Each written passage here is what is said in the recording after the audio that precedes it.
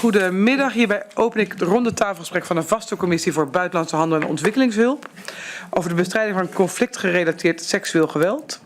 Aangezien wij internationale sprekers hebben, zal ik overschakelen op het Engels, of in ieder geval daar mijn best voor doen om dat zo goed mogelijk te doen. I would like to officially open this roundtable discussion of the Committee on Foreign Trade and Development, focused on combating on conflict-related sexual violence.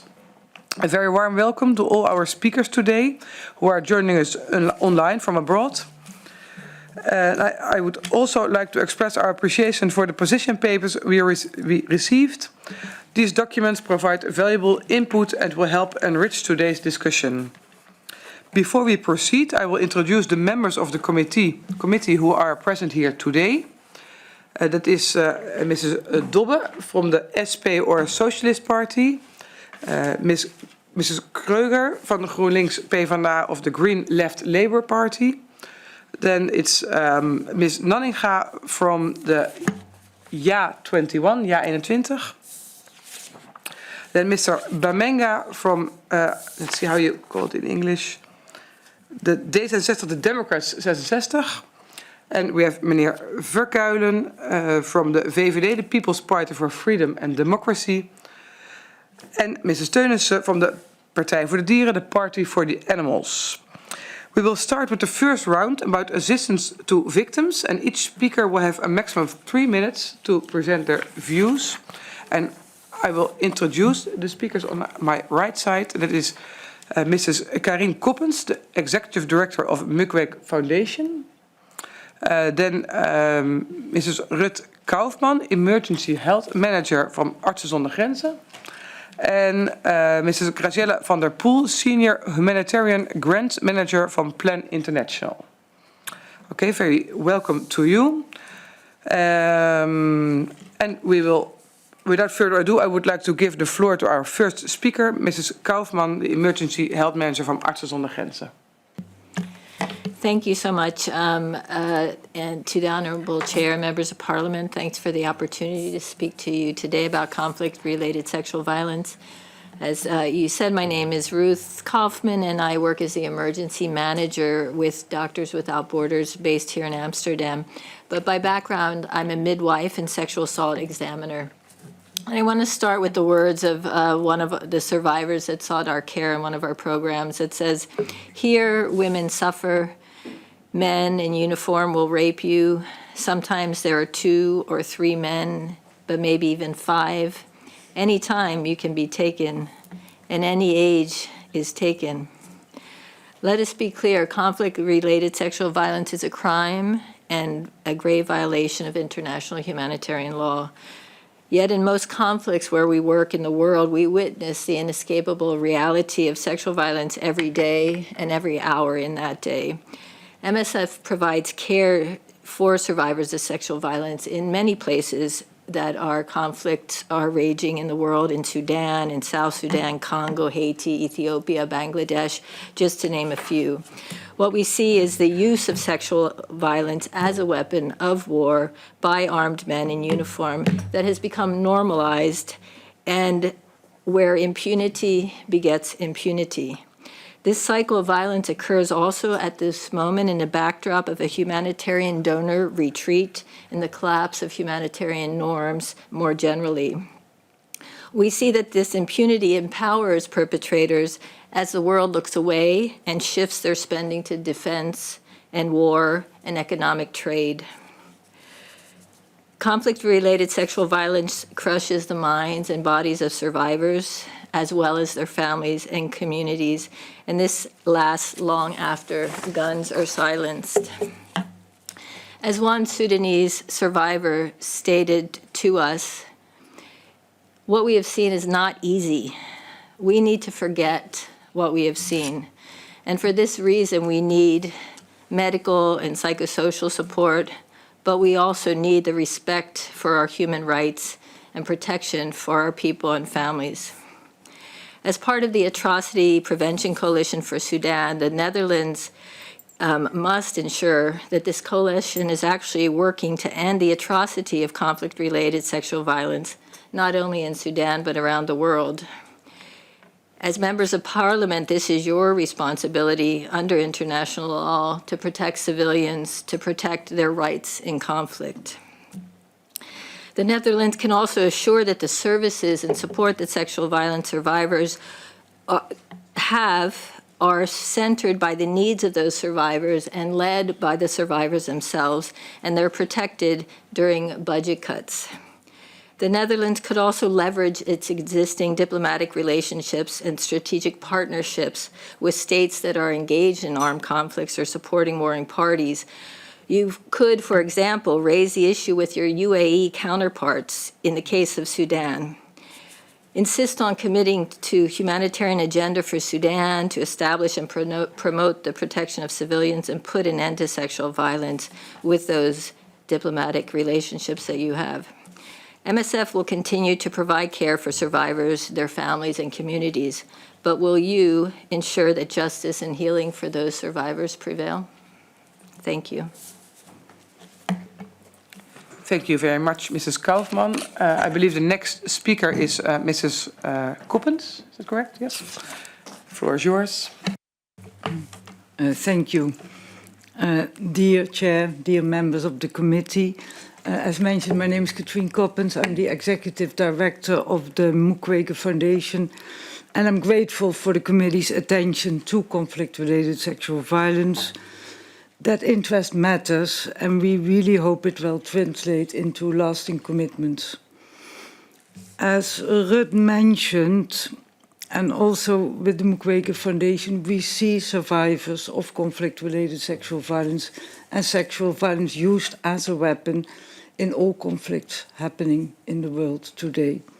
DRC, Sudan, Ukraine, Myanmar, and beyond, survivors are left with severe lifelong harm. And as Ruud also mentioned, for those who commit it or order it, it is largely consequence-free, despite the fact that it's a war crime, a crime against humanity, and in some cases, genocide. And that must change. What I've learned from survivors is that healing requires more than medical and psychological care. It's where it starts, but it cannot end there. And our work is grounded in the Panzi holistic care model developed by Dr. Dennis Mukwege and his team in Eastern DRC. And it's based on 4 pillars: access to medical care, psychological support, but also socioeconomic integration and access to justice. As Ruud mentioned, and I want to stress, is protection and access to justice is key for healing.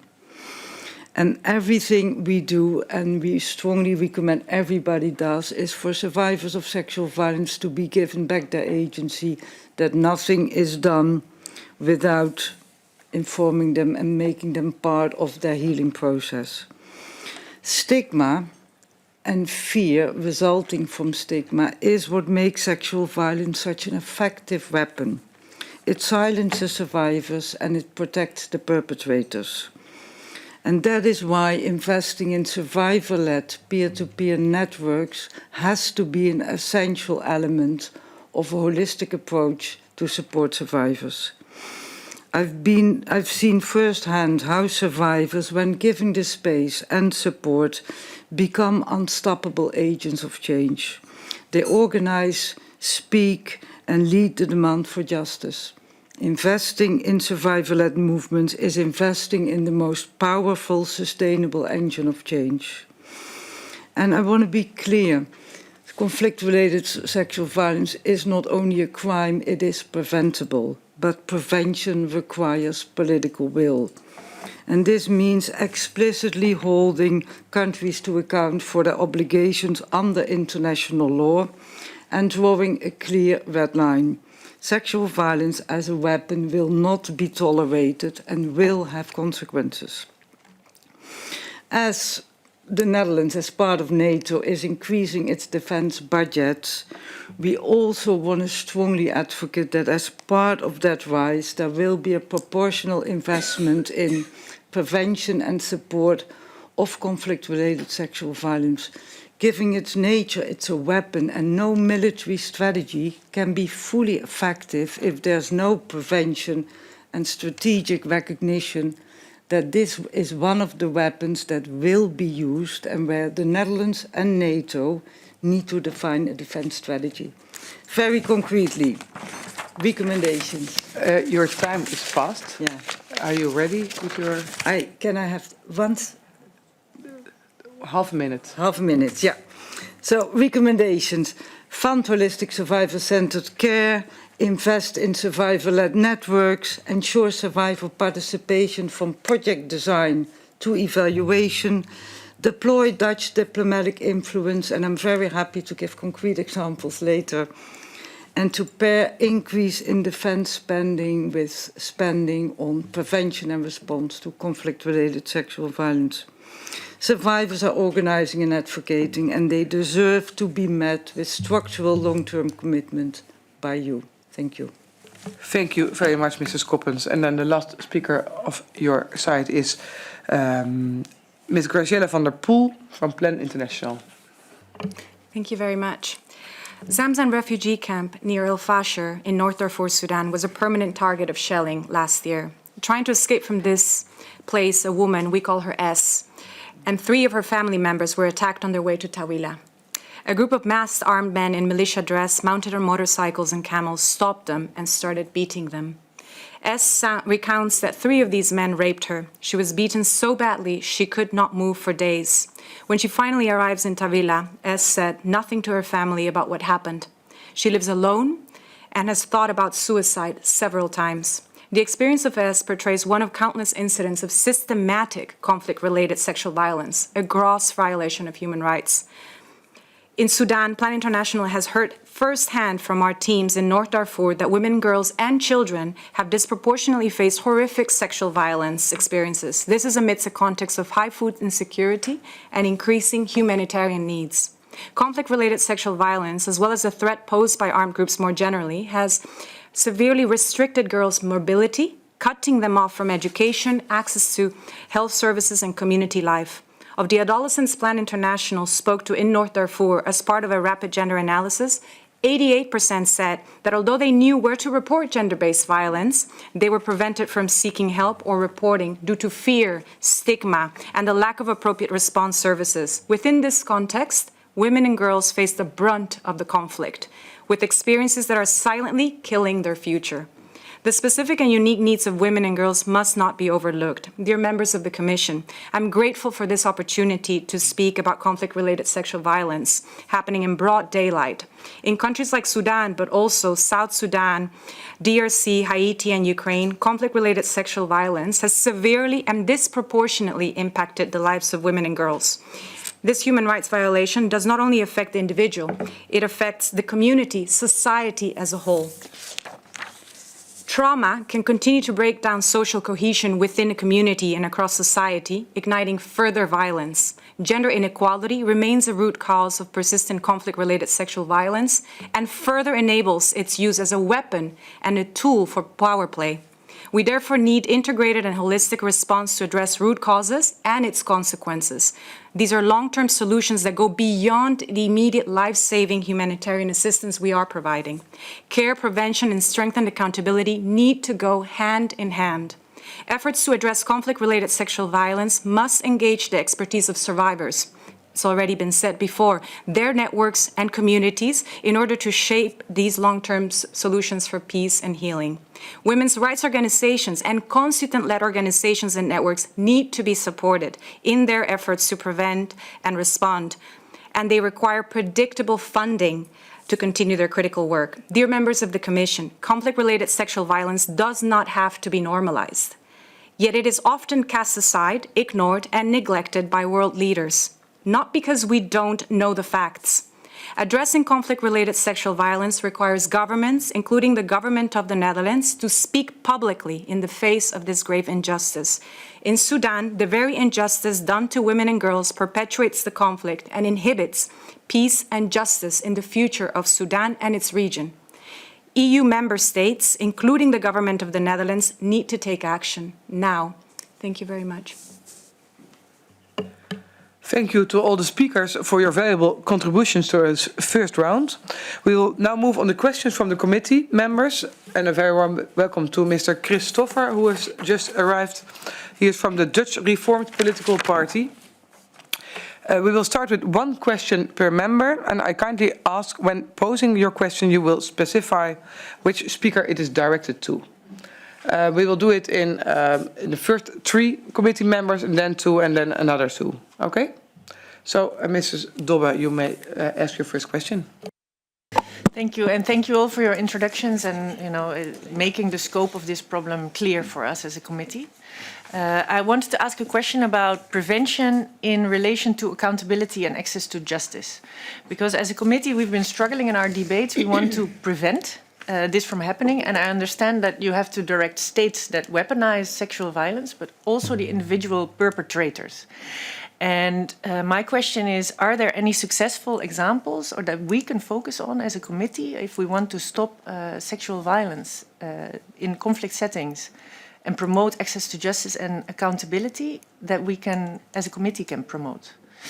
And I hope that the question is clear. And I think I ask it to Mrs. Coppens, but I can imagine you all have thoughts about this. Okay, we wait for 3 now. I'm sorry, my mistake. Mrs. Kreuger. No, 3 questions and then the answers. Je kan een punt van orde maken om het anders te willen doen. Voorzitter. I had a question to Médecins Sans Frontières about, in your paper, it's written about the Africa Regional Conference on Combating Conflict-Related Sexual Violence that's happening this October, and also about that's the Netherlands is co-organizing. And I was wondering what position you would expect from the Dutch government, on what topics can they really take the lead in this topic and really make a difference in this important international conference. And then Mrs. Nanninga. Thank you, Madam Chairwoman, and thank you to our guests. The horrors that you see and hear must be quite unspeakable and also difficult for you personally, and I'm very grateful that you are reporting on this to us and the world by extension. I read a phrase in the Mukwege Foundation's position paper that struck a chord. It says, and I quote, "A survivor who receives medical treatment but has no access to justice does not fully heal. Healing requires acknowledgement, it requires accountability, it requires that contact-related sexual violence is recognized for what it is, a crime with perpetrators who must be held accountable," end of quote. Now, I have read the report Silence No More by the Civil Commission on October 7th, Crimes by Hamas Against Women and Children. It's a very tough read. I suppose you have read it. In the case of Israel, it's a different story. Israel provides medical and psychological care itself for survivors. The need for justice, of course, remains to these women. There's another complicating factor that many of the Israeli victims of Hamas sexual violence were murdered, if not most of them. So do you feel that there is enough international justice being done to the victims, and how do you provide justice and healing to them also posthumously when the victims are in fact no longer alive? It's a little bit of a graphic point to make, I'm afraid, but it is relevant in this context, and my question is in fact addressed to all 3 of you. Thank you very much. Okay, Mrs. Coppens, would you like to give the first answers? Yeah, thank you for both questions. On the issue of prevention and best case examples, I think it's a good question, and I wish I had a whole list of shining examples.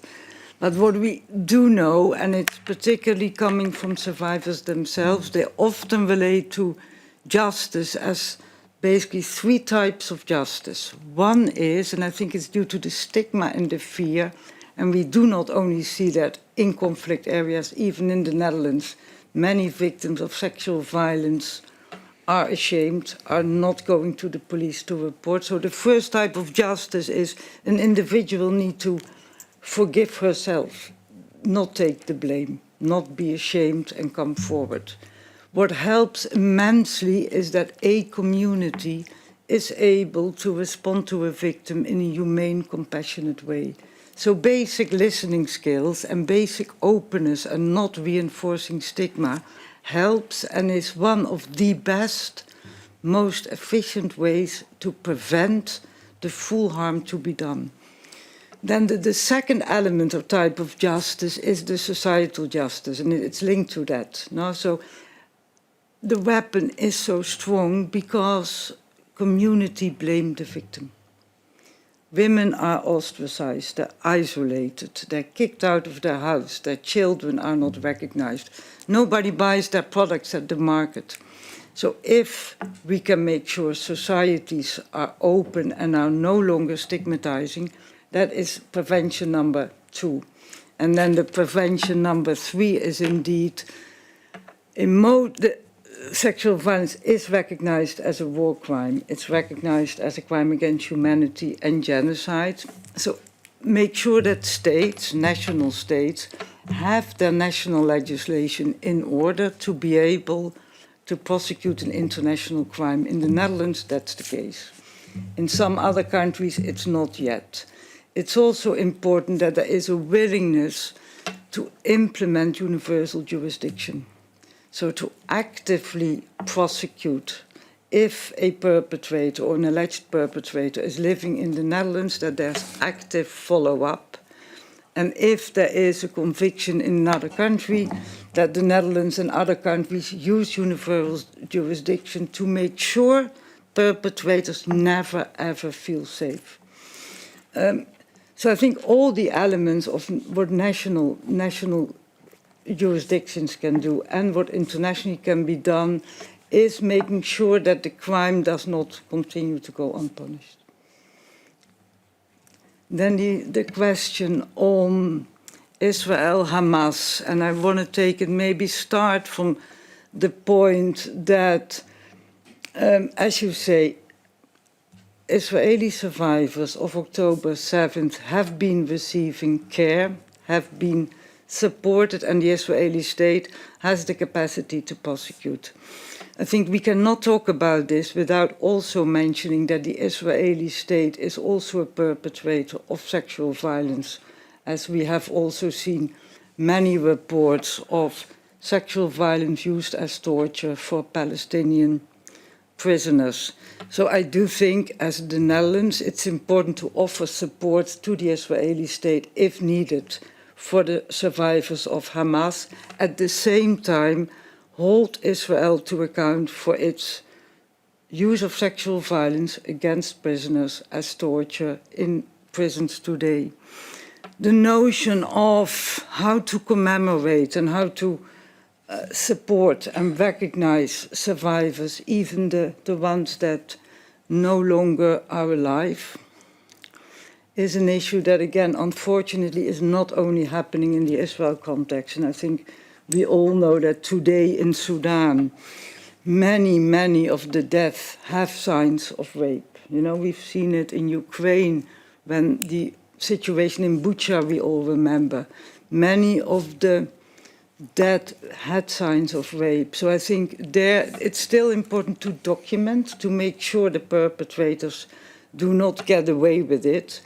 And for communities and survivors that are alive, that survived, I think it's very important that there's elements of what we refer to as collective memory, to ensure that what happened to them becomes part of the narrative of a conflict description, and that there is a statue or that there's a memorial, but that there's some elements of memorialization for survivors that often are not talked about.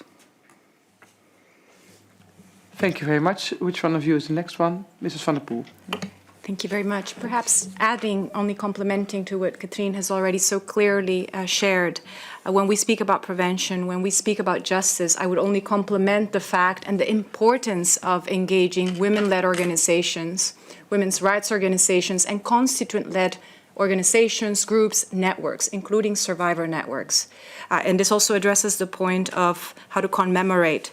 Because if there's anything I've learned from the listening that I have been doing on this very issue is the fact that it's deeply important to engage them, survivors, community mechanisms to support them, and that it is the only way for healing to really take place, because trauma is deep-rooted, it is not individual, it impacts community and also society.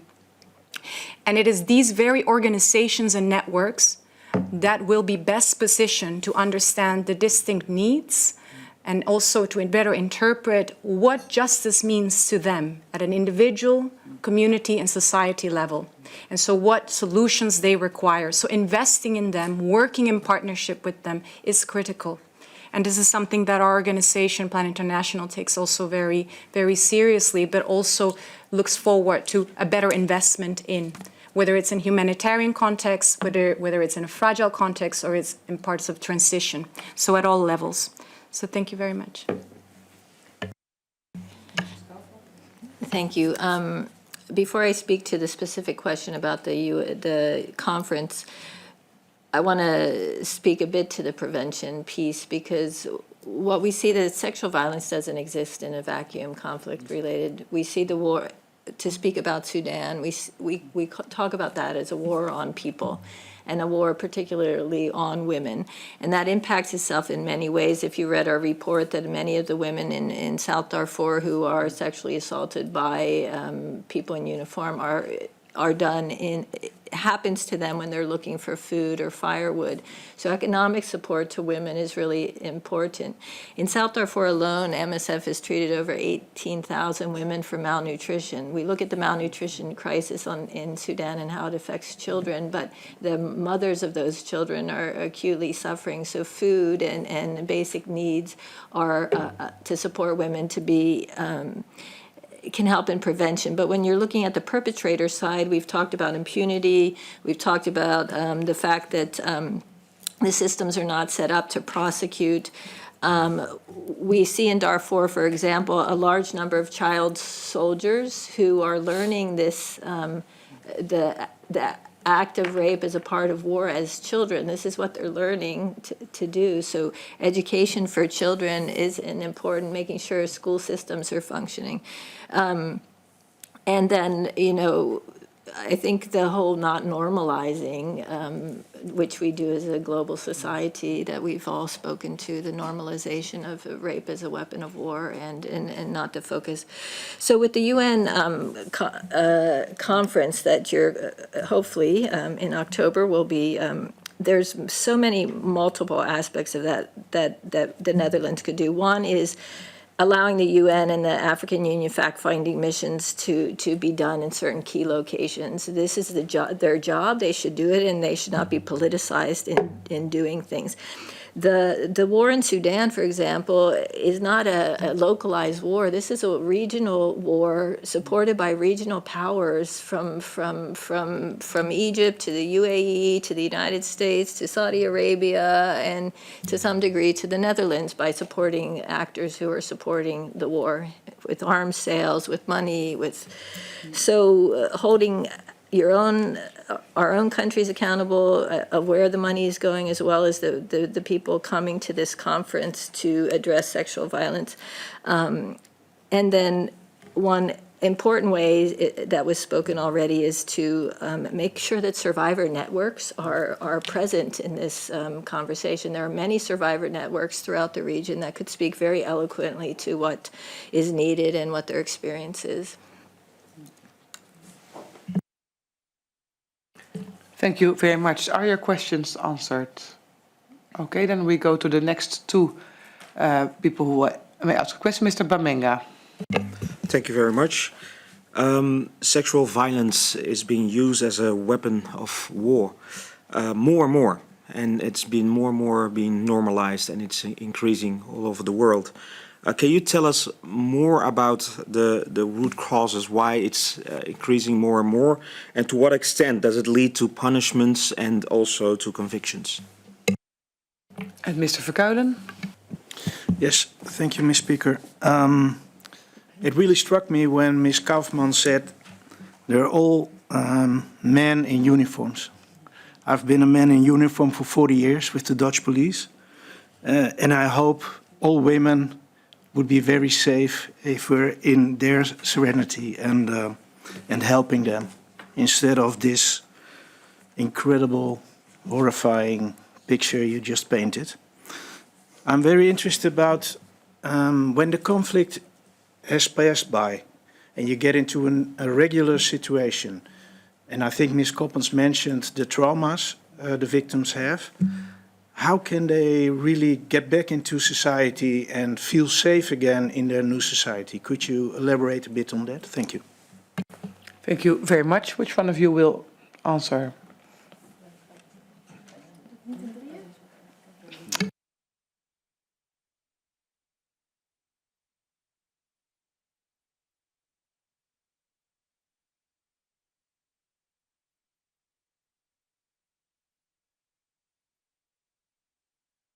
Okay. Mrs. Thank you very much. Maybe on the, one of the issues we do highlight very much is the deep-rooted causes, which is gender inequality, very much there, in terms of it's always been there. But in current terms, in the context of conflict, it's just further strengthened.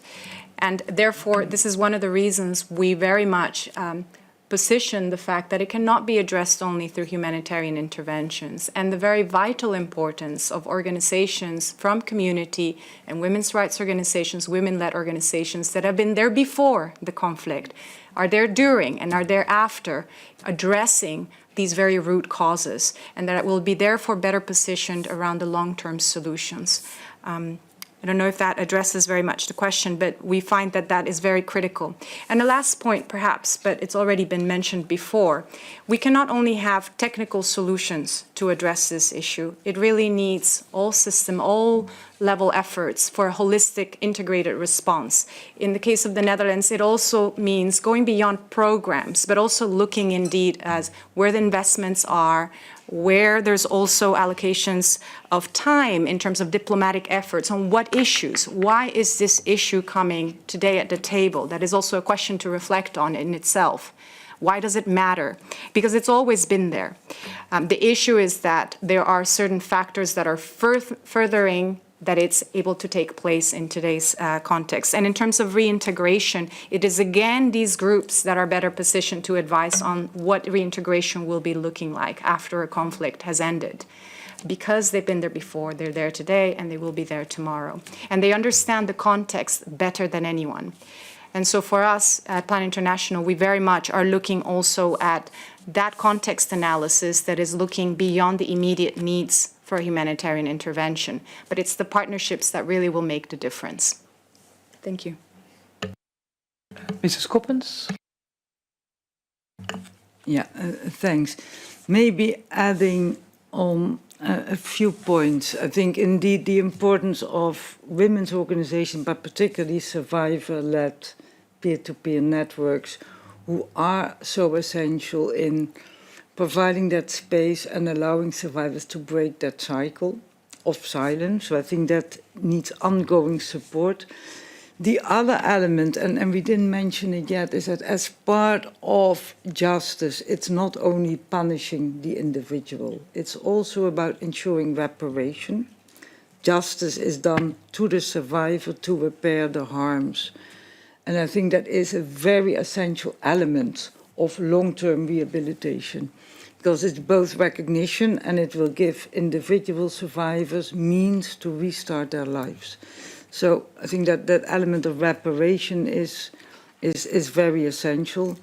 The other point, and I think it's an interesting one, it happens more and more. I look at it, I don't know. I think there might be more wars. And somehow what we've always said, the big issue of sexual violence in conflict is nobody talks about it because the survivors don't talk about it. So the fact that we talk about it in a really almost weird way is a positive. Because without knowing the problem, nobody will be able to solve it. So yes, if there's conflict and if there's more conflict, unfortunately, we will see more sexual violence. But it's also positive we talk about it. Mrs. Kaufmann? Yeah, thank you. Just to add a couple of small points. I mean, yes, the history not working? Okay, sorry, thank you.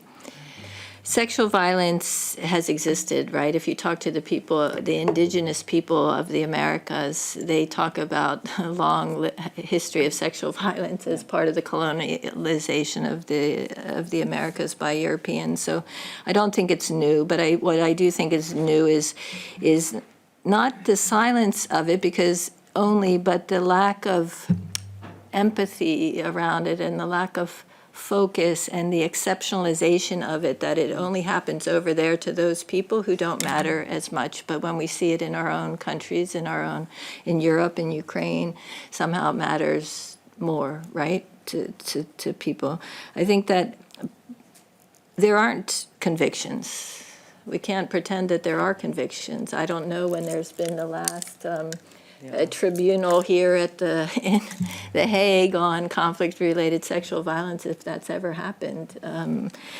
One of the things we see in, let's say, for Sudan, for example, is that there's this mandated reporting requirements that exist all over the world. And so why would I, as a rape survivor, raped by somebody in uniform, go to a uniformed place to report that rape, right? So one of the things we've seen as MSF is that we need to create programs that are outside of those mandatory reporting laws if we want to actually provide the survivors with the care that they need. But then that case might not get reported in terms of having, institutional, traditional justice system. So I think that the other aspect of it is that there's been a complete breakdown of international humanitarian laws. Our teams are targeted, our hospitals are bombed, or we have our ambulances shot at. That also is what we're talking about, this breakdown where conflict-related sexual violence is also happening, that there is no entity now holding anybody accountable for war crimes, basically. Thank you. Thank you very much. Then we will go to the next two questions. Mrs. Teunissen. Thank you, Chair. Thank you for coming and to talk about this very, very important topic. I think it's better that we talk more about this, also to have more awareness about the topic. So thank you for being here. I want to address the issue of budget. You all three mentioned the importance of structural and predictable budget, and the Dutch government has actually cut the budgets firmly when it comes to international cooperation. So my question is, and I think to Mrs. van der Poel, do you already see effects from the budget cutting by the Dutch government? And can you again address the importance of the structural and predictable funding? Thank you. And Mr. Stoffer. Yes, thank you. I have a question to Mrs. Coppens. In your position paper, you state anyone can be a victim. Women and girls are disproportionately targeted, but men and boys are also victimized, often invisibly. And if I speak on the case of Hamas on October 7th, Mrs. Nanninga did also, we see violence appears to have been deliberately made visible. Perpetrators, weaponized recording and digital dissemination, including sexualized content as part of the violence itself. Acts of abuse, humiliation and killing were filmed and circulated via social media, and in some cases through victims' own accounts. With families often first learning of the fate of their loved ones through this material. And my question is, how should this be understood in relation to the distinction between visible and invisible victimization? And maybe a second question, is that possible? Is this use of visibility and digital dissemination something unique to this context? Or do we also see comparable patterns in other conflicts or forms of sexual and gender-based violence elsewhere in the world? Maybe you could say something more about what you have written down in your paper. Thank you. Which one of you will be the first to answer? Mrs. van der Poel. Sure, thank you very much. I'll start with the question on structured and predictable budget. Yes, of course, it's very important. And yet, as you mentioned, we've all spoken about it, so the effects are very much there. We feel it as an international non-governmental organization. Our partners also feel it, local, national NGOs, and particularly women-led organizations, women's rights organizations that are ultimately defunded. They don't have limited funding these days. They are defunded to do critical work on this very issue we're here to discuss today. Multi-sectorial services are stressed and under pressure. It leads organizations to feel a pressure to prioritize certain sectors when we very much know that you need a multi-sectorial response. And this essentially means addressing food insecurity issues as well as nutrition, health, among other elements of a response, including child protection and tailored gender-based violence case management.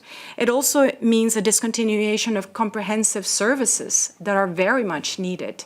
When we talk of conflict-related sexual violence, we cannot also ignore the very important health services and sexual reproductive health services that are needed for the care of survivors. I think it's MSF that has in previous times also quoted a crisis, for example, in the context of Sudan, an SRHR crisis in terms of the maternal and neonatal health, as well as, well, we're crying out over the situation in terms of mass starvation, food insecurity in a context like Sudan. So the effects are very much there, and it requires a lot of attention. So we're very much put into pressure of prioritization, and this undermines our ability to respond in view of the significant gaps and needs that there are as a result of ongoing conflict. And again, it calls out for, in addition to program solutions, the very big need for diplomatic solutions that really would put an end to conflict, to also small weapons and so forth. Yeah, thank you. Mrs. Coppens? Yeah, thanks. Before going into the digitalization of the Act, I also want to quickly add a few thoughts on the budget cuts. I think it's very important to also mention that the cuts in the Netherlands aid budget are being part of a global system. So we would have hoped that the Dutch would have stepped up, particularly on the sexual reproductive health. But what we see now, it's the massive US cuts, but it's the Canadian, it's the German, it's the French, everybody is cutting, and it results in some of the very basic medical packages that were available for free for survivors that would allow them to access, morning after pill, post-exposure prophylaxis to prevent them from getting HIV/AIDS, medication to prevent them from developing sexual transmitted disease. So the very easy packages that would prevent long-term medical, physical harm, even those are today under threat. So I think it's important to see that cut as part of the global cut and these very profound impacts. On thanks for the question on the filming. And unfortunately, it is not limited to the situation you described where Hamas filmed Israeli victims. It is happening with the Yazidis in Iraq. It happened there. It's happening, and I think that's an element we didn't touch. Many refugees fleeing from conflict. We know in detention centers in Libya, they are being tortured and raped. It's being filmed, it's sent to their family members to extort and to receive money. And the element, and I think maybe on the visibility and the invisibility, I think why sexual violence is a weapon, because its aim is beyond causing harm to the individual. The aim is to bring fear and to terrorize a community, to say, if you stay, your women and your men and your boys are not safe. If you stay, this will happen to your loved ones. It shows the male in the family are not able to protect you. So it touches on these deep notions of a patriarchal society. That's why it's also not limited to raping women. Raping a man is as much part of a gender and, you know, part of the patriarchal system. So it's not only female victims, it's also men, and we see this particularly in situations of detention.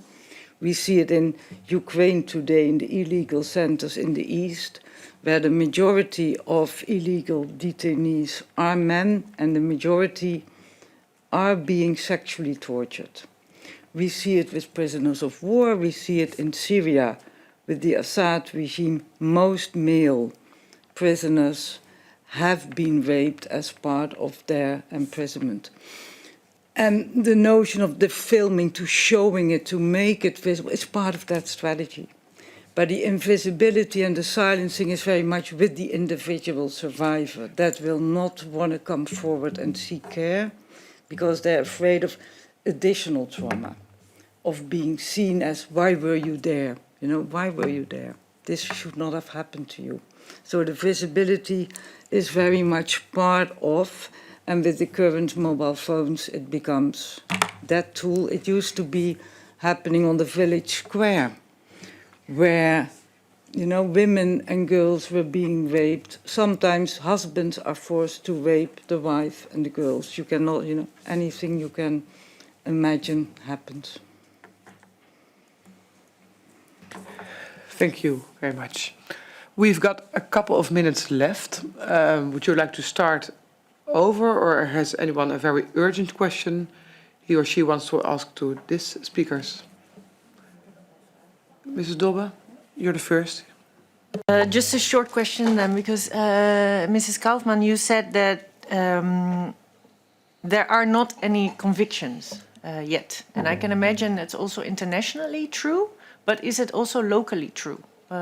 Is there anything that we can do to support the local accountability system or justice system to make sure that, for example, in a community, the perpetrators are somehow, the victims find justice through perpetrators being punished? Mrs. Kreuger?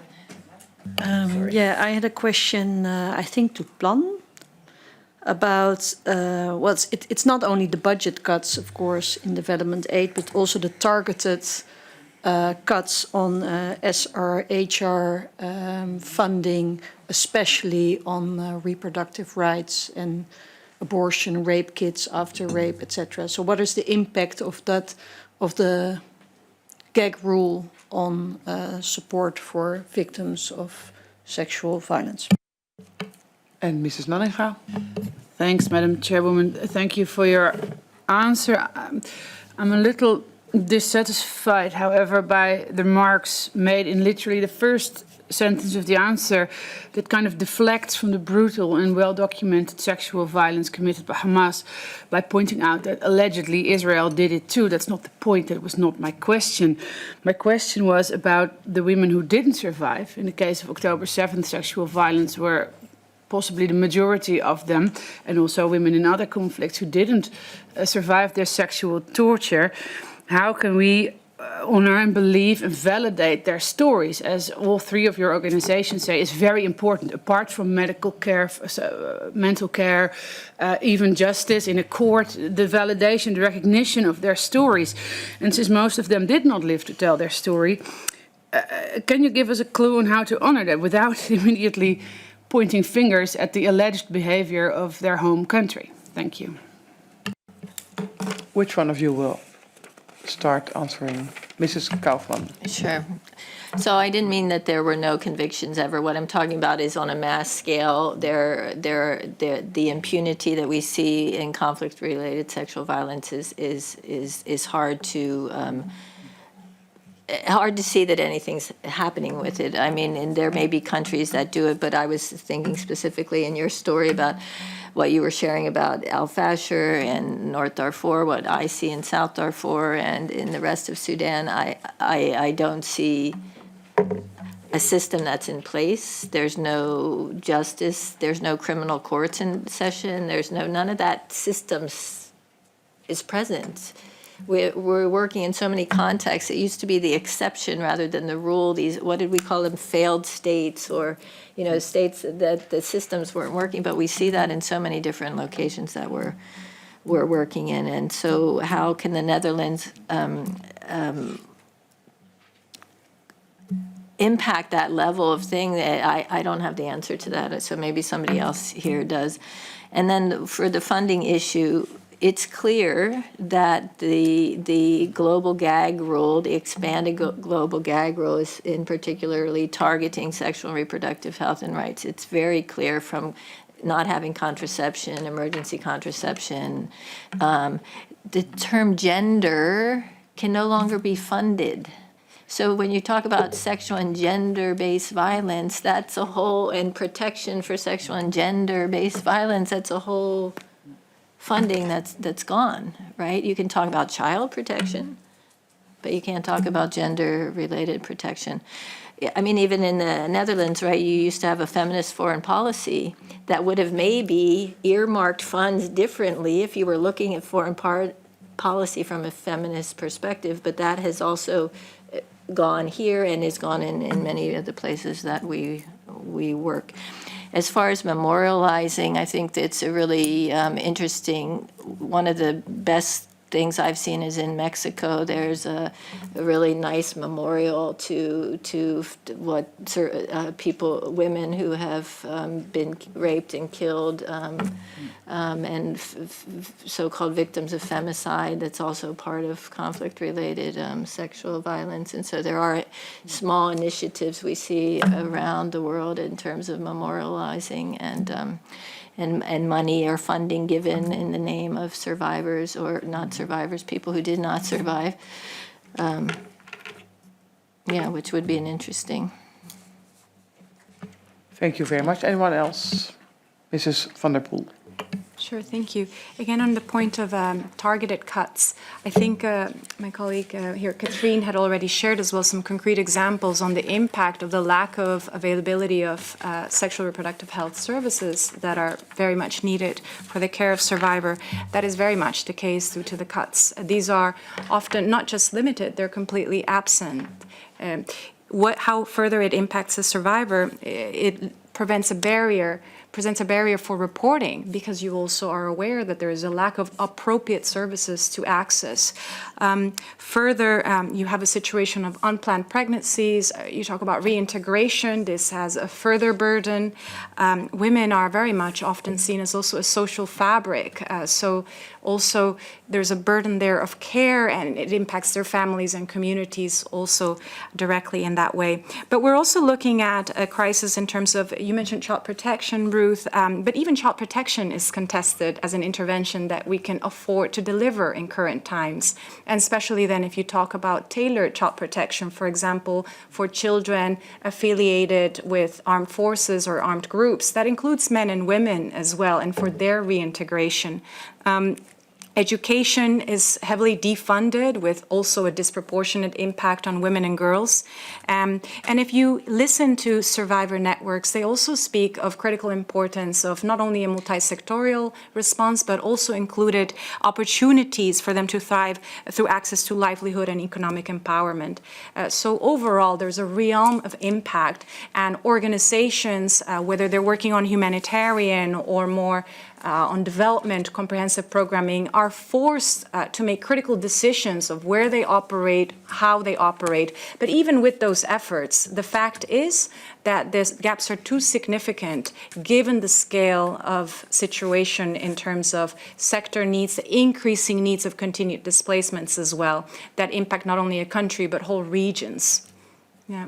So the scale is very strong, but we do see those targeted components very much affecting and forcing organizations to almost pick between soft interventions that are transformative, like around education, child protection, addressing gender-based violence, versus food distribution. How do you choose? Mrs. Coppens also.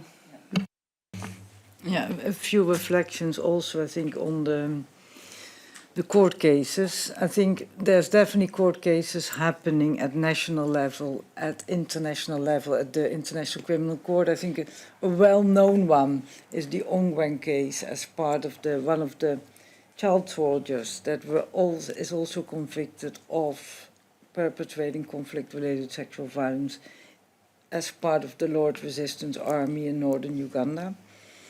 What it also signifies is that international crimes convictions take long. It takes decades collecting evidence. It's basically, from a survivor perspective, always too little, too late, although it's key, I think, particularly from a normative standpoint as an international community to continue to invest and to make clear that this is a red line we will not accept and individuals will have to face justice.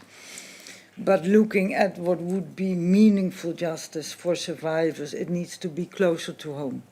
And that's why I think investing and supporting national prosecutions is key.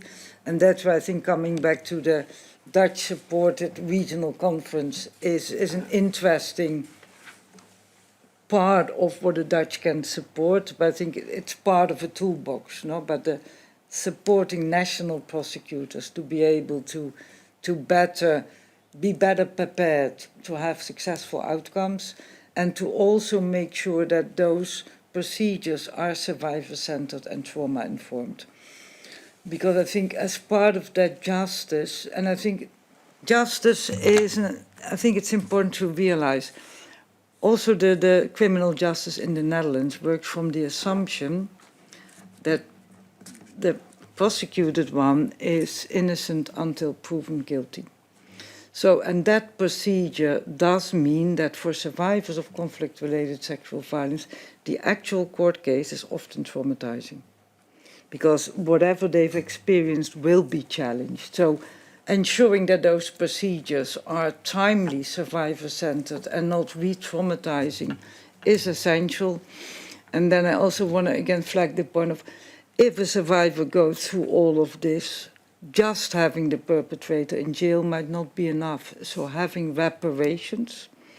And I think it's good to know that Ongwen case took decades. There is a conviction, there is a court order that for reparations to survivors, millions. I talk to survivors, they are so looking forward to receive. The pot is empty. There's no state that has put money in the pot to allow the International Criminal Court to actually ensure that survivors get their reparation, their owning. So a lot of elements to what justice means. Coming back, and I think I can only repeat what Ruud says, I think in the situation of diseased survivors, the only thing that we know that works and is valuable, and there's beautiful examples, is memorialization. And you mentioned Mexico. We've seen very strong examples. In Colombia, there's beautiful ones in many places. But that's, I think it's to honor the victims and survivors as part of the narrative and ensuring it's not forgotten. Thank you very much. And there's so much to talk about, but the time has ended from this first round. And I would like the speakers for your contribution in this first round, and we will take a very short break to switch speakers, and then we will continue to the second round. And then we will start with Mr. Bamenga as a first question ask.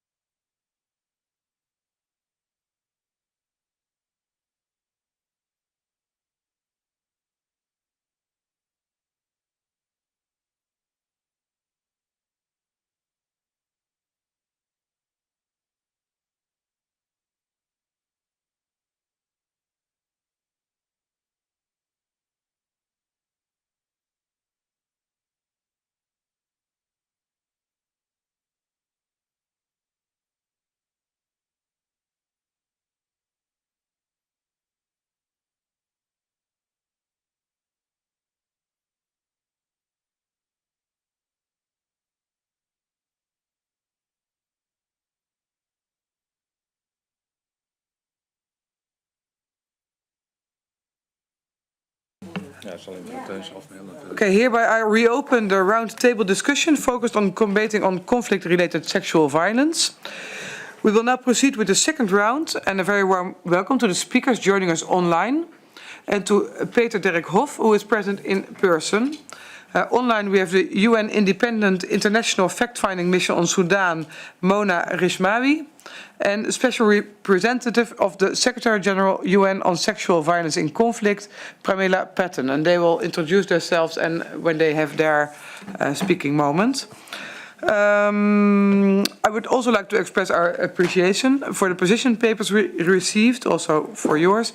These documents provide valuable input and will help enrich today's discussion. Let us begin, and I would like to give the floor to Peter Derek Hoff, Ambassador for Women's Rights and Gender Equality, for an introduction of no more than 3 minutes. The floor is yours. Thank you. Conflict-related sexual violence remains one of the most harrowing consequences of war. The figures are known. 676 million women and girls live in the vicinity of armed conflict. In 2024, the UN recorded a 25% increase in cases of CRSV, and 92% of the victims were women and girls. CRSV is, as previous speakers have argued, not a tragic byproduct of war. It is deliberately employed to terrorize communities, drive population groups apart, and use women's bodies as instruments of power and control. A study by the Georgetown Institute for WPS shows a clear relationship between gender equality and stability. Countries that are more committed to gender equality experience less conflict. So preventing CRSV requires a broader commitment to gender equality. Combating CRSV is an integral part of our National Action Plan 1325 and is incorporated in our efforts on gender equality, on humanitarian aid and access to justice. Funding is important. In our new civil society programming, we include combating violence against women and women peace security. Investing in local women's rights organizations remains essential because these organizations are the first to provide support to survivors of CRSV. Through our civil society programs, we have worked to change gender norms by actively involving men and boys. In Mali, special gender-based violence units have been established within the criminal justice system. In Ukraine, we support survivors through the Ukrainian Women Fund. An integral part of prevention is ensuring that women participate meaningfully in peace processes and political decision-making.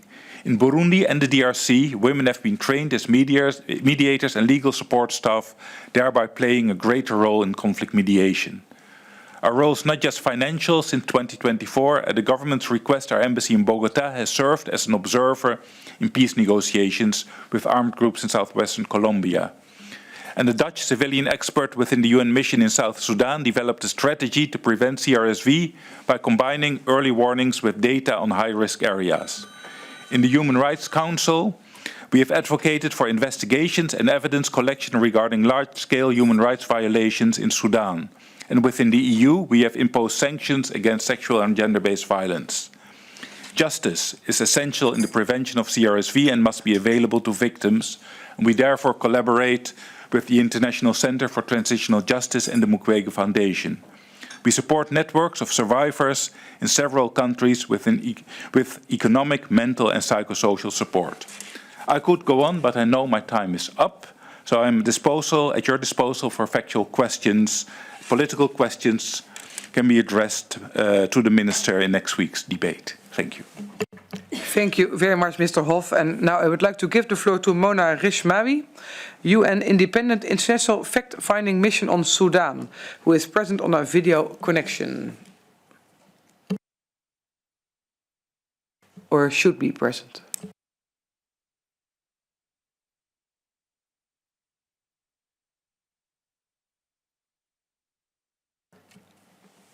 She doesn't seem to be there at this time, so I would like to try Ms. Pramila Patton, the next speaker, Special Representative of the Secretary General of the UN on Sexual Violence in Conflict, who is also present on video connection and who we just saw on videos already. Are you present and are you there to speak?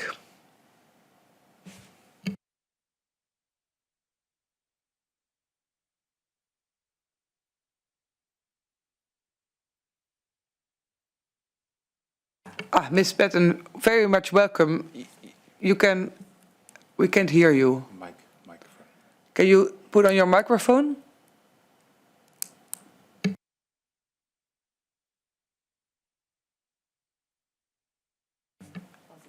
We cannot hear you.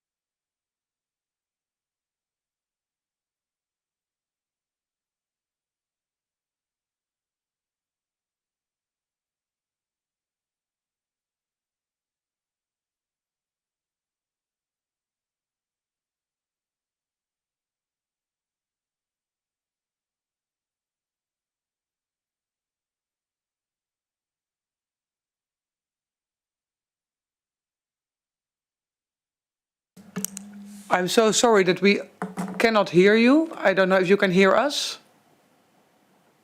No. No. Yeah.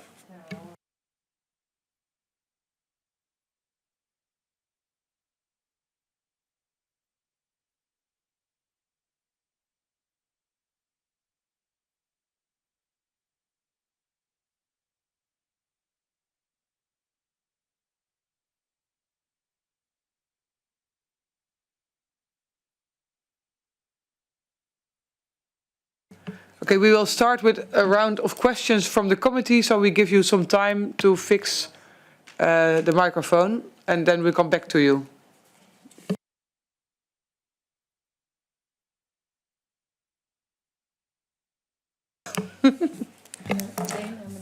Ja, alleen meneer Hof eerst, ja. Yes, thank you very much. We've heard from the previous speaker the needs, which are important, such as budget, break the silence, and also the holistic response and other measures that are very important. I would like to know, what do you see as a breakthrough in this fight against sexual violence?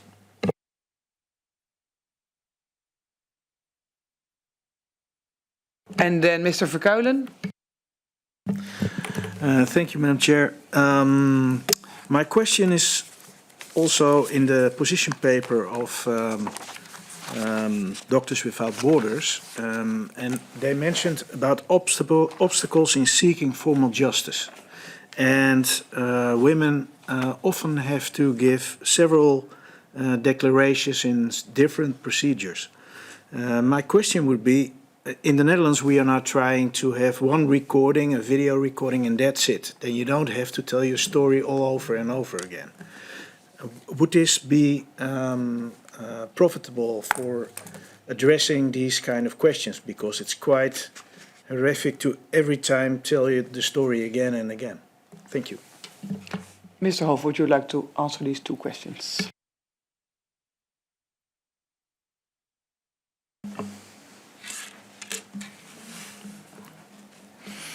Yes, thank you. Thank you very much. And it certainly pays out to be here in person. So I'm very happy to be here, even though it feels a bit lonely at this side of the table. First question on the breakthrough. I think that's.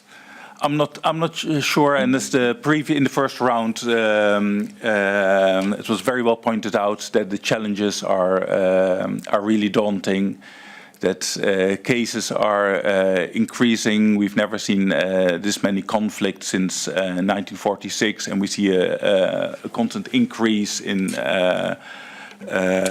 CRSV. We see at the same time very little results in prosecution. I think, of course, there is progress, as was mentioned in the first round.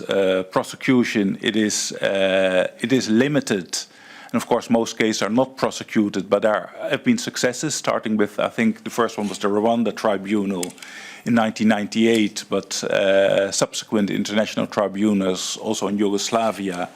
The ICC was mentioned, and also at also local tribunals. Sierra Leone is another example. Have been prosecuting, I think, and Mrs. Patton, when she is online, can tell more about it.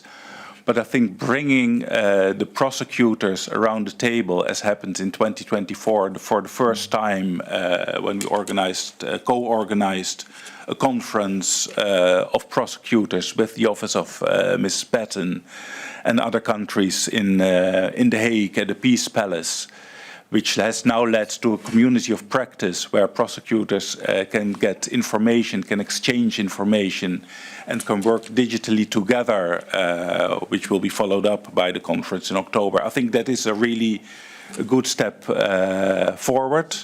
I think a second thing that was mentioned also in the first round is the very important survivor-centered approaches, and that survivors are not only seen as victims, but also as agents of change that can contribute to also in a peace process. And that's why we also support survivor networks. The second question on indeed on the obstacles of victim survivors having to make declarations over and over again. That is indeed it is a big challenge. I think that's why we are in what we do. We focus on supporting the local organizations, local women's organizations, because they are often the first ones on the ground. They are often the first ones to talk to victims. They're often the first ones or the only ones that are present. On your question about how to use that and prevent repetitive declarations, I'm not an expert on that. I hope that Mrs. Patton can maybe elaborate a bit further on how that can be done in practice. And I think that it will also be very interested, and I hope they come online to listen to the fact-finding mission on Sudan, because they actually do the work. And they, in their fact-finding, are confronted with exactly this challenge. So I think they have more expertise in responding on how to concretely implement that in practice. Thank you very much. You may put out your microphone. And I suggest we try again first to speak to Ms. Pramila Patton. If your microphone is working this time, can you try to speak up? No, we're still not hearing anything from you.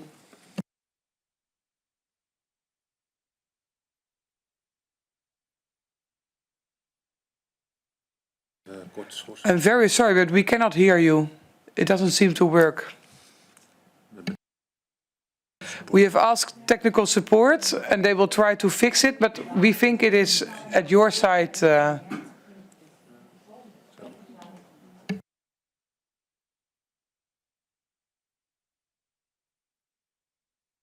Okay, we'll get a short break for 2 minutes to see if we can fix the problem, and then we'll continue.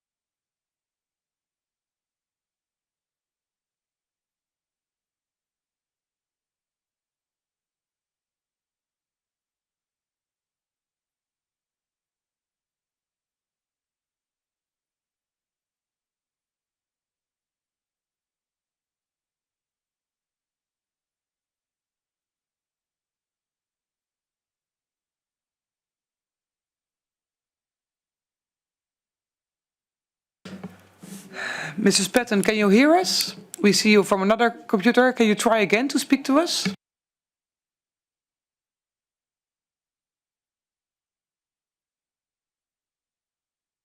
Maar die televisie zit ook maar op 2, zie ik. Is dat niet het probleem?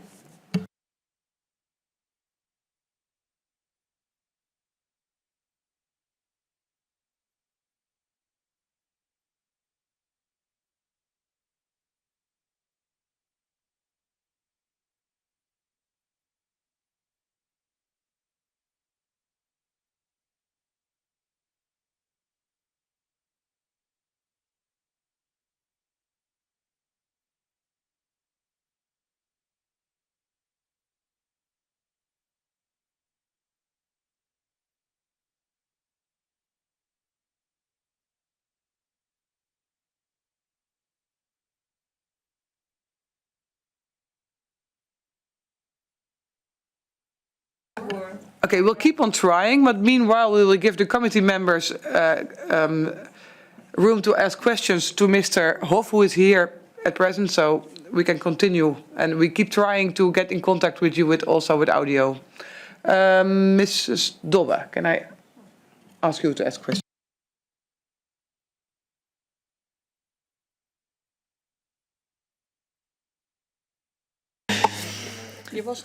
Thank you very much. And I'm hoping we can resolve this technical problem. I have a lot of confidence in the people that are now working on it. So please, I hope we all have patience and then we can continue our questioning now. We do it in English, yes? We continue in English. Yes, let's do it because they can hear us. Yes, very good. Okay, thank you also for your introduction. I was just wondering, we see an increase of weaponizing sexual violence in conflict areas. we see an increase in this, and we have heard the explanations. There's obviously more wars and there's more conflict, so there's more sexual violence. But there's also a decline in international law, if you can say so, and also a decline in budget worldwide. And I was just wondering, if we see it in a broader scope, this increase in sexual violence, what is your analysis on what we should address first to make sure there's a global decrease? It's a big question, I know. Mrs. Kreuger? Yeah, I was hoping that you could share a little bit more about the conference, that the Africa Regional Conference on Combating Conflict-Related Sexual Violence that the Netherlands co-hosts. So what are the expectations of this conference, and also, whether it's that survivors will also have space in this conference, or how? Yeah, maybe you can share a little bit more about that. Mr. Hof. Thank you. By the way, we do. I think we have the direct number of Mrs. Patton. So if you want to try via phone line, that is. Maybe that might. It's not ideal, but.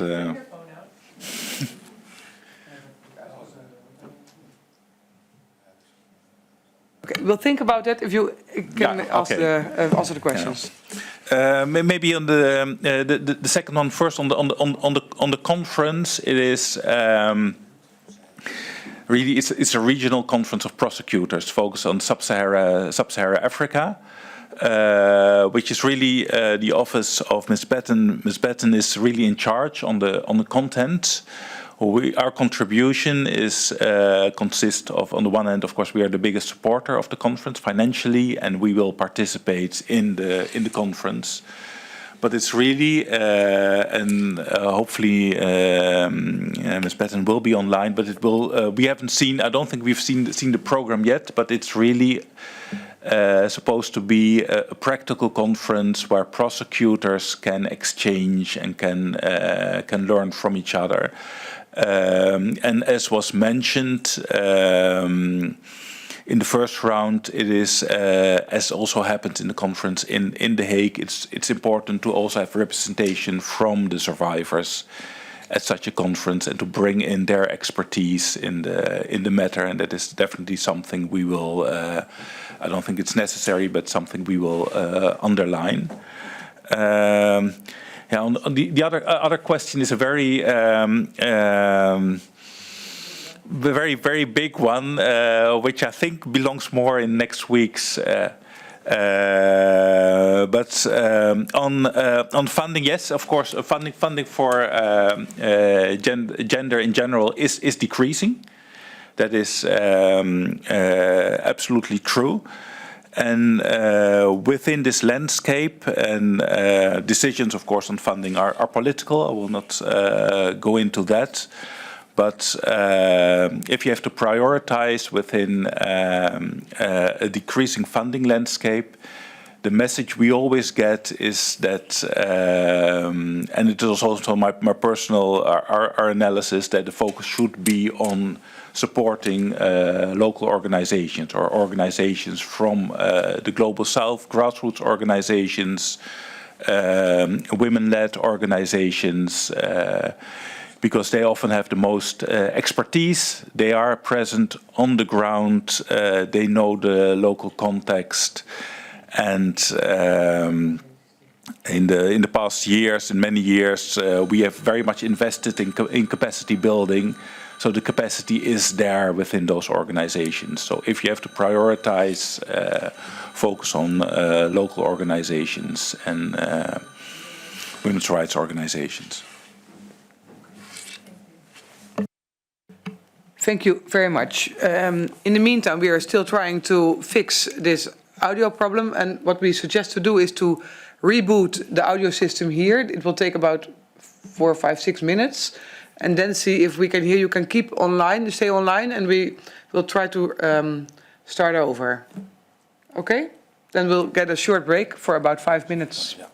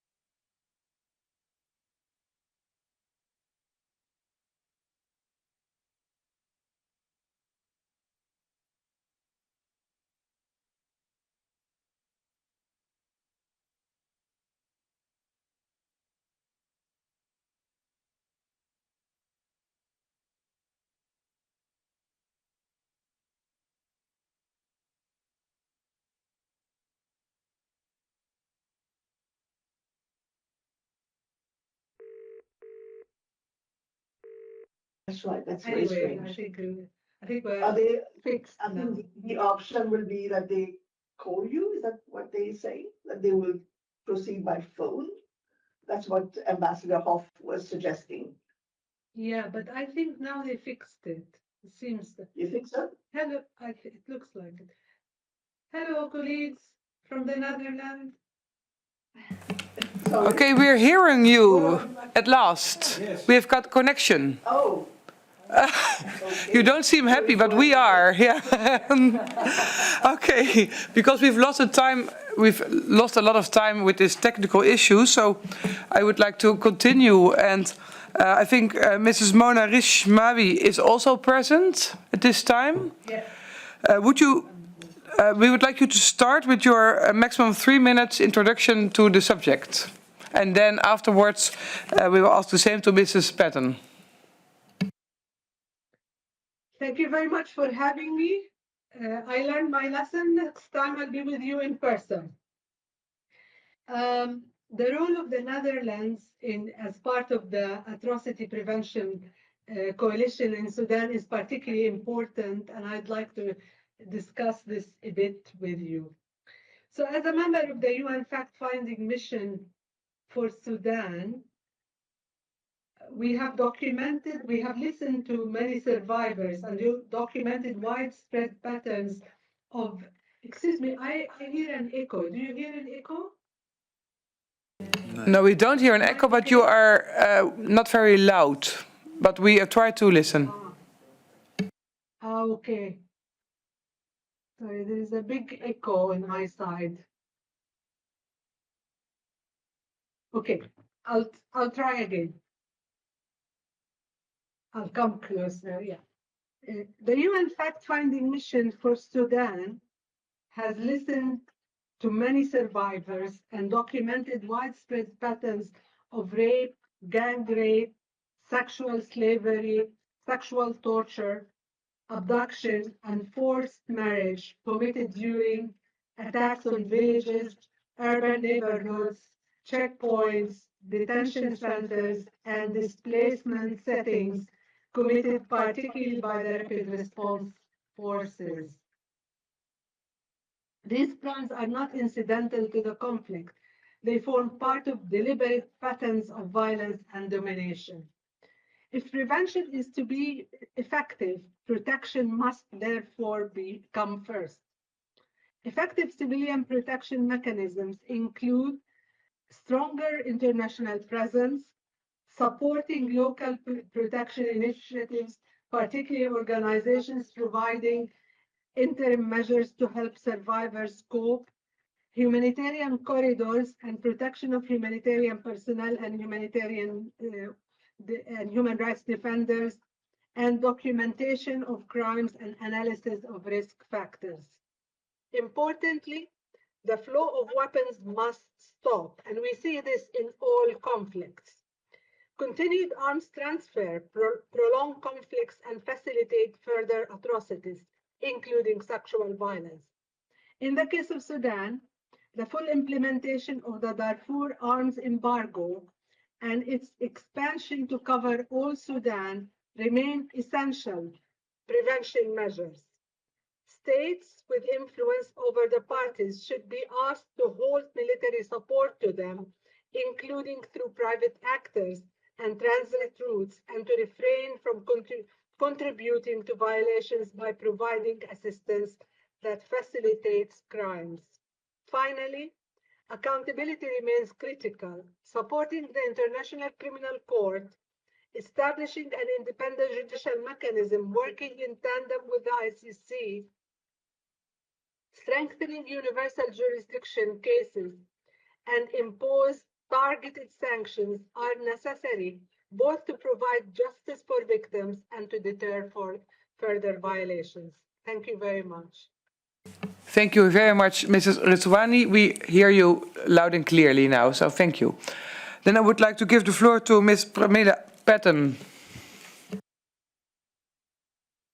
Very much. I'm also very grateful for the focus of the Standing Committee on Prevention and Response at a time when there is an alarming increase of this heinous crime, and at a time when impunity remains the norm and justice the rare exception. What is important to understand is that CRSV is the most chronically underreported crime and the most under-prosecuted crime also worldwide. And the challenges are multiple, legal, evidentiary, operational. I just want to say that since I took office in 2017, I made survivors my moral compass. And their stories and pleas have shaped my strategic priority, guiding me towards one fundamental goal: prevention through justice and accountability as a deterrent, through consistent and effective prosecution. I want to make 3 points. The first point is that we cannot talk about prosecution or justice and accountability in isolation, because there can be no prosecution how much money, whatever the amount of money that we actually invest in justice and accountability, if crimes are not reported. And we know that the deep silence that shrouds crime of sexual violence has made this crime cost-free. And for both domestic and international accountability, the challenges are multiple, multidimensional, and are related first and foremost to reporting of crimes. We know the obstacles to reporting, but once cases are reported, it is imperative that the legal system works well for those who choose to walk the justice path. And at a minimum, this requires sensitive, survivor-centered approach that offers support and protection throughout the reporting, investigation, and prosecution. Therefore, the training of police investigators and prosecutors and judges to ensure a gender-sensitive approach to survivors and witnesses is critical. I will get the chance to elaborate on the work of my team of experts on the rule of law. The second point I want to make is the importance of prioritizing domestic prosecution to pave the way not only towards justice, but also towards healing. And just to say that survivors' needs for justice is profound, and across conflict zones, they demand justice and justice at home, because acts of sexual violence committed during periods of conflict are first and foremost crimes against individual survivors, and as such must be investigated and prosecuted locally under domestic laws as part of every state's responsibility to protect its citizens.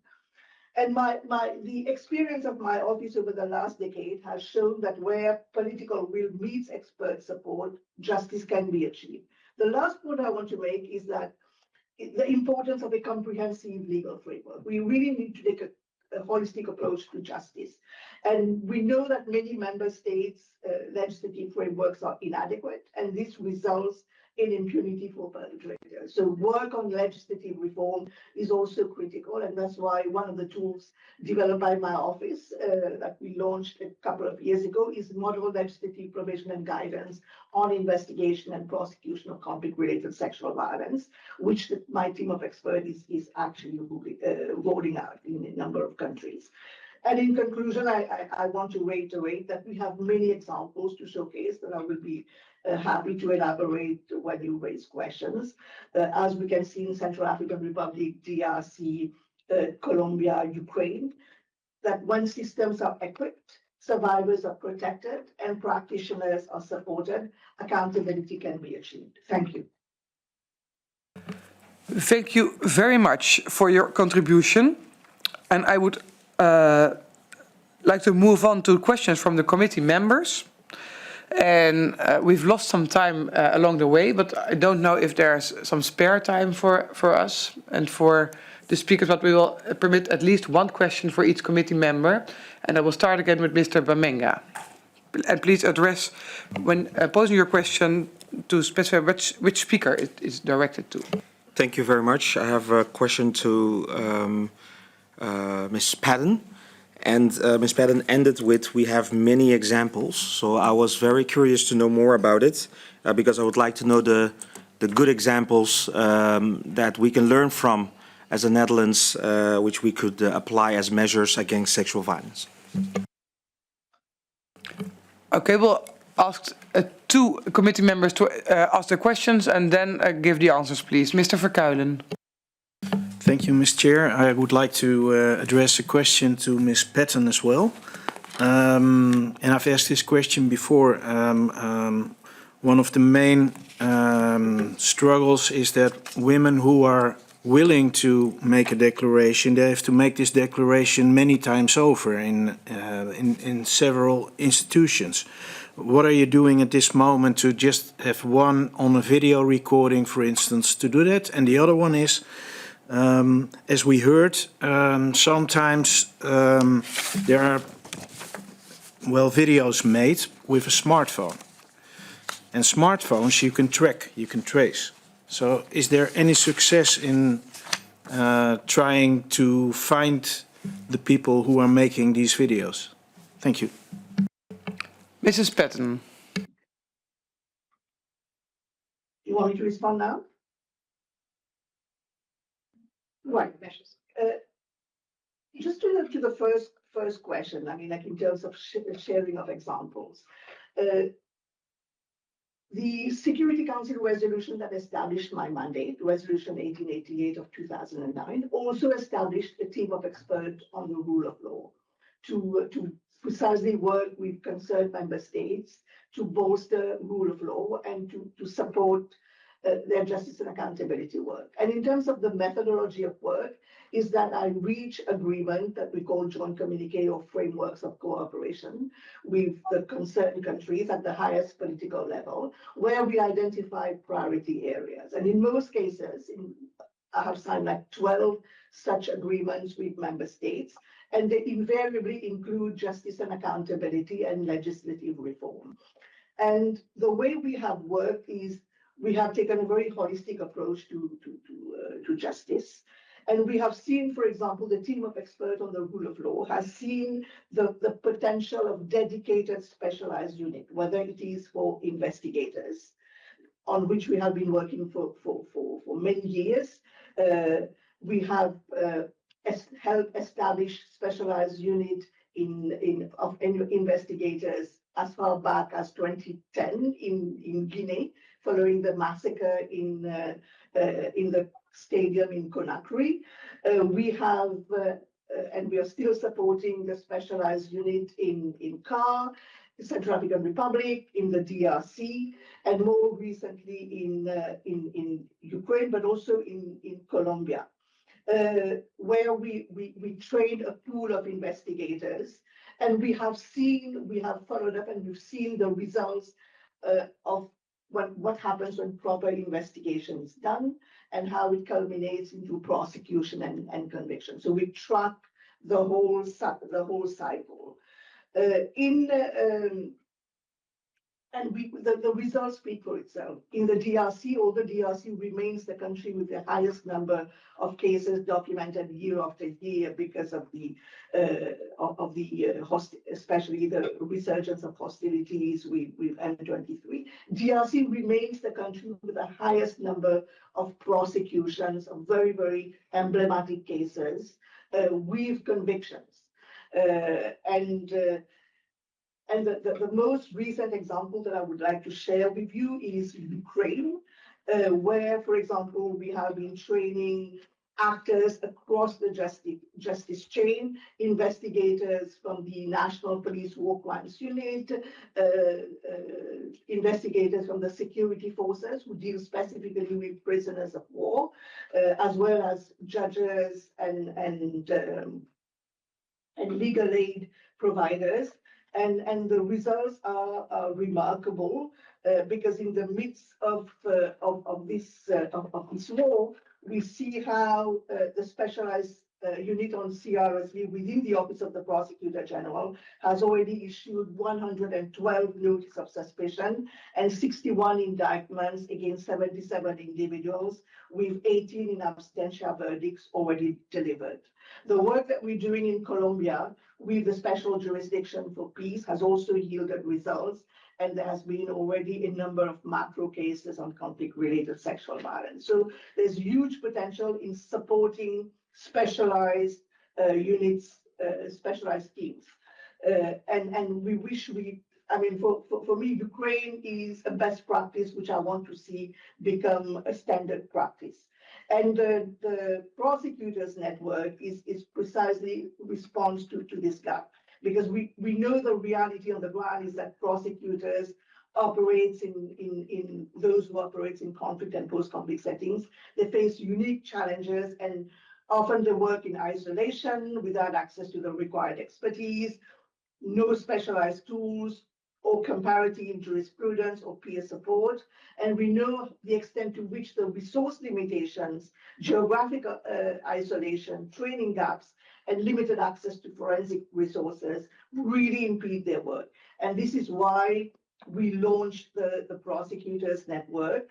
And this network is designed precisely to turn the tide and accelerate our collective response to these crimes by equipping national prosecutors to build cases in a trauma-informed manner that treats victims with humanity, improves the quality of evidence, and also strengthens court proceedings. I'm sorry that I did not get the gist of the second question. If you don't mind repeating it for me. Okay, we'll ask Mr. Verkuilen to... Is it about obstacle to reporting, barriers to reporting? I mean, barriers to reporting are multiple. I mean, it's of course first and foremost shame and stigma. But to be honest, this office has done amazing work. My predecessors started with a huge campaign combating stigma. And to be very honest with you, I have seen over the past 9 years survivors willing to come forward. So as much as we talk about shame and stigma, I think we have done much work on addressing shame and stigma, although it varies from community to community. But there are other challenges. I mean, for me, the major challenge is the lack of a safe and enabling environment to report. And when there are no services, I mean, services is the entry point to reporting. And I always say this to member states when they tell me, oh, we will fund work on justice and accountability, or they come to me and say, we want to fund projects on services to survivors. So there is a divide, there is a silo, which I always challenge and explain to them that we have to take a holistic approach to. It's a justice chain. And reporting is critical, and for survivors to come forward and report, they need access to survivors. Over the 9 years, I have prioritized field mission. I engage very closely with survivors, and this is what I hear from them. I mean, they need that safe and enabling environment, especially holistic services, from medical to psychosocial support, including timely and accessible sexual and reproductive health rights, in addition to livelihood support, because most of them are struck by the double tragedy of rape and rejection. And you really have to support them economically. So, okay, can you please shorten your answer, because we want the other speakers also to give some room. So please, can you come to an end? Just the last point is that there is also an acute fear of reprisal and lack of trust in and confidence in law enforcement authorities, which I see as major obstacles to reporting, in addition to limited awareness of legal right system and available services. Over. Thank you very much. A short additional question from Mr. Verkuilen. Thank you, Mr. Chair. I can really try to make it a bit sharper in my questioning, because it takes a lot of courage for the victims to make a declaration, and they have to do it several times. That's one of the obstacles Doctors Without Boundaries has written down in their paper. In the Netherlands, we are now trying to have just one declaration, put it on video, so that the victims don't have to tell their story over and over again. This was my question. And is there... Yes. Okay, please, very short. Thank you so much for this question. But I will illustrate the reality in a conflict zone. And I had a similar question to like yours in the DRC when I was given a sharp lesson by a bunch of magistrates who tell me, listen, SRSG, this is not Scotland Yard. This is not, this is a survivor who is raped may have to walk miles. And if she's lucky, she'll reach a police station, if she's lucky.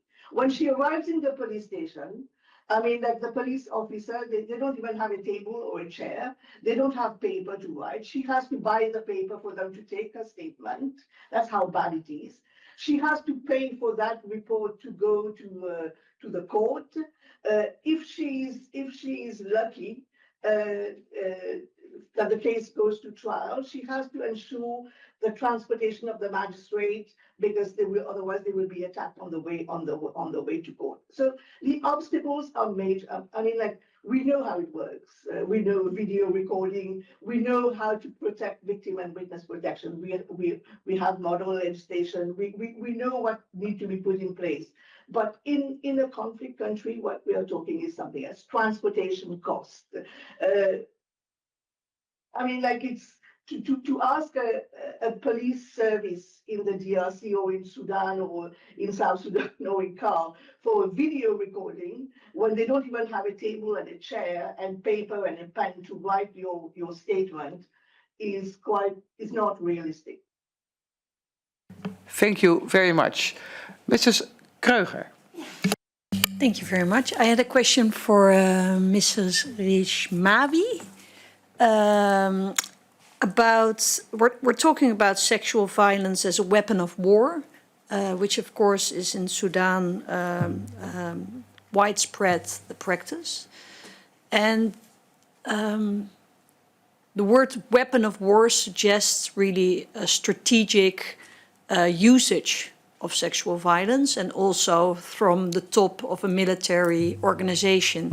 Could you describe a bit more about the type of incidents that are really that strategically used and planned versus, I could also imagine, within the chaos of war, incidents happening?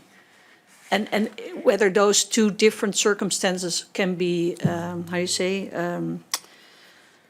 separated. Yeah. Okay, and Mrs. Dobbe. Thank you. And thank you also for your answers and your information. I have a question for Mrs. Patton, because you talked about prevention through justice and accountability, and thank you for sharing your examples. You also said that it's important that the legal system works well, and at the same time, obviously, you gave the example of the reality in a conflict situation where a woman maybe has to walk for miles and then has to buy their own paper to put the report on in order for it to go to court. So how can we support this kinds of accountability in a conflict setting where there is no working legal system? Is it too much to ask too much to expect to do that on the short term, to get justice on the short term, or is it what does that look like? No, I mean, Excuse me, Mrs. Rishmawi, would you like to answer the question from Mrs. Kreuger first? Yeah, thank you very much. Thank you for giving me the floor. I think this is really an important issue, that sexual violence, particularly in the context of Sudan these days, is not incidental. It's actually very strategic, and it's combined with other violations. So often what we hear is that, in particular with regard to the ground rapes, ground attacks by RSF, that they enter a place, they loot the property, they destroy quite a bit, and many times they either kill, most of the times, or they actually imprison, detain male members, and they rape the women. So it's part and women and girls. In detention, there is also sexual violence of men in detention, and this in detention, it's actually both by the Sudanese army and by RSF. And here you see the systematic nature of it, the pattern. We called it in our reports the modus operandi, and it's repeated time and time again in one location after the other, after the other. This is why we in our reports as a fact-finding mission, we talk about this not as an incidental part of war, but actually a strategic aspect of the war. And actually it is aimed at dehumanizing, terrorizing communities and groups. And if I just want to add two things about this, just what I heard so far. One, why do they do it? Because they think they can get away with it. I worked on Sudan for 20 years, and the level of violence I saw in Darfur 20 years ago, what I see now is 10 times more. So they can get away with it. That's really an important message. Accountability is essential. And the fact that the International Criminal Court in the last case, in the Ali Kosheb's case, was able to prosecute an individual for sexual violence, this is extremely important. And the support for these kind of prosecutions, high-level prosecution, are really important because they send a message, a very important message. Just also one small word about what I heard as well about documentation. I think you are absolutely right to be concerned about double or triple interviewing of the same witness. We, in our fact-finding mission, we try not to do that. We only do it as much as we need it. Actually, a lot of times what we do is actually we interview the health providers. Like in the last few months, we've been talking to organizations like MSF, which I think was before us here, and we know the number of cases that their doctors, for example, have treated. So we know that it is massive, and we know because we know that in the last few months, only in South Darfur and South and West Darfur, there was about 3,700 cases. So we know it's massive in that period. So we don't need to interview every single person. What we need to make sure is that this pattern is established and that the perpetrators of this pattern are held to account. Thank you. Thank you very much. Then Mrs. Patton. Thank you. Excellencies, this mandate is 17 years old, and we have acquired a lot of knowledge over the past 17 years. At this point in time, we have the expertise from my team of experts on the rule of law. We know what works. We know what survivors need. We know how to address the challenges. But the reality is that the team of experts on the rule of law, which is established through a Security Council resolution, relies solely on extra budgetary resources. And today we find the team of experts having to make hard choices. I mean, demand outstrips supply, and we cannot deliver. And it is very frustrating because I cannot say that there is no political will. I mean, like, I can tell you that countries like Sudan, South Sudan, DRC, Ukraine, Central African Republic, Colombia, I mean, like, there is a thirst for support from the office at the highest level. I mean, the president of DRC, the president of CAR, I mean, like, I'm regularly in touch with them.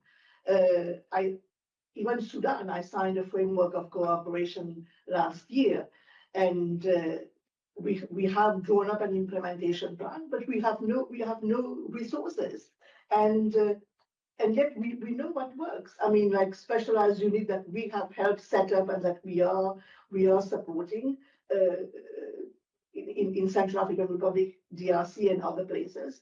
We've one-stop shelter where a survivor walks in, will meet a police officer, a trained investigator. We'll also have the medical attention that she requires, the psychological support under one. And I was there very recently, and the president himself came to visit this one-stop shelter, which is called Oumia in French.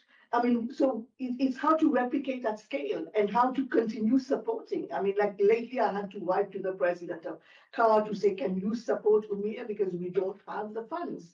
I mean, mobile courts, for example, is another method of work, and we see the potential of courts going to the local communities and what it means to the survivors. They regain, and there's ownership of around accountability. There is and these mobile codes depict the cultural sensitivity of the local magistrates and judges. There is the sense of ownership, and we see how survivors, because justice is part of that healing journey for the survivors, and it is extremely critical. So we know what works. It's about getting the necessary resources, and right now we are at crossroads where we have difficult choices to make. Ukraine, again, is the best example where we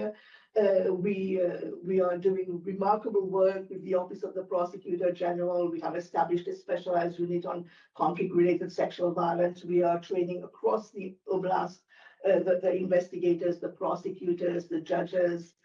We have a $7 million project focused on services for survivors, including male survivors, and we have established male survivors network, encouraging men and boys to come forward. So we know what works. It is about the resources, and right now the office is really threatened. We have lost the U.S. funding, the support of the pen holder of the mandate, and that shortfall of core funding means that maybe in 6 months I will have to get rid of no less than 8 staff, which is more than a third of my staff. So we are at an inflection point.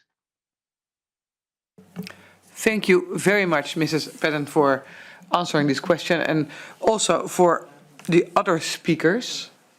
We have passed our time, but we have some problems in the meanwhile, so it's no problem, but we have to stop right now. I would like once to sincerely thank all the speakers present here or present online for the contributions, and with that I will conclude this roundtable discussion. Thank you very much for being here. Thank you.